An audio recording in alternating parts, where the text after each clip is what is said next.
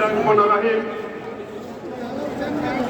মহান মে দিবস, আন্তর্জাতিক শ্রমিক দিবস। আজকের সভার সভাপতি, প্রধান অতিথি, বাংলাদেশের মেহনতি মানুষের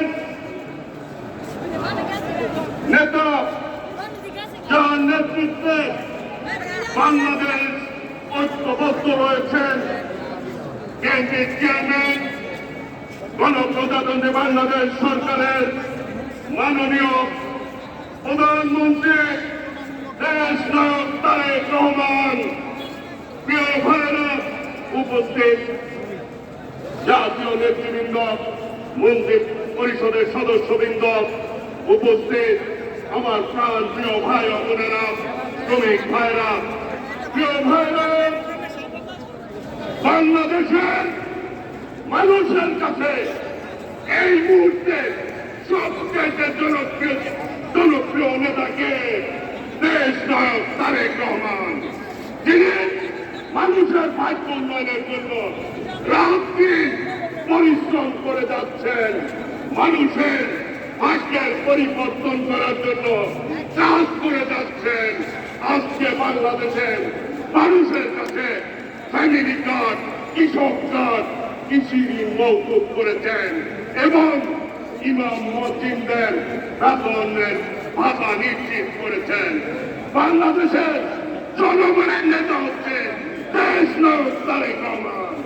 আজকে একটি দল, বিরোধী দলেরা বিভিন্ন রকম কথা বলেন, হুমকি ধমকি দেন, জনগণের কথা, জনগণকে নিয়ে নাকি তারা রাস্তায় নামবে।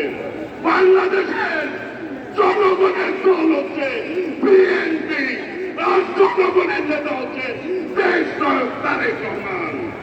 যারা এর বিরুদ্ধে ষড়যন্ত্র করবে, তারাই জনগণ থেকে বিচ্ছিন্ন হয়ে যাবে। ওই নেতা আছে, সবাইকে হাত তুলে বলতে হবে নেতা আছে। ওই দেশে স্বনির্ভর বাংলাদেশ হবে নেতা আছে। ও সেই নেতা তারেক রহমান, তারেক রহমান, তারেক রহমান এগিয়ে চলো, বাংলাদেশ আছে তোমার সাথে। সকলকে ধন্যবাদ। আসসালামু আলাইকুম রহমতুল্লাহ। ধন্যবাদ। এই পর্যায়ে বক্তব্য নিয়ে আসছেন ঢাকা মহানগর দক্ষিণ সিটি কর্পোরেশনের প্রশাসক, সাবেক ঢাকা মহানগর দক্ষিণ বিএনপির সাবেক সফল সভাপতি, বীর মুক্তিযোদ্ধা আব্দুল সালাম, বীর মুক্তিযোদ্ধা আব্দুল সালাম।